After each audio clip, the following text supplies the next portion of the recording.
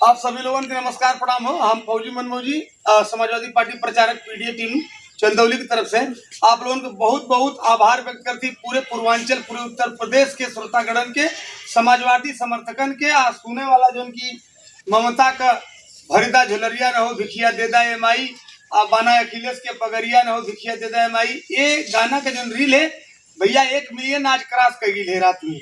तो एक आप लोगों के धन्यवाद हुआ और सबसे बुजुर्ग हमन के समर्थक हमन के चाचा लगना चंद्रमा चा आदरणीय माननीय सम्मानीय हमन का हुआ चंदौली की धरती से यही से हम प्रचार स्टार्ट कर शुरू कर ली पीडीए का। तो चाचा क्या थे कि ये आज वही गाना के रील का जो ना केक है कि 1 मिलियन आप लोगों के सम्मान में ये कटा था। चाचा जी एक थोड़ा सा काट के सभी दर्शकन के प्यार भरा जो प्रसादी दे दो जाए। हाँ।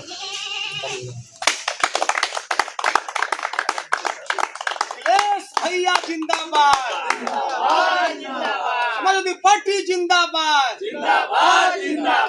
जीतेगा भाई जीतेगा, पीडीए जितावा लोग संविधान के बचाओ भैया।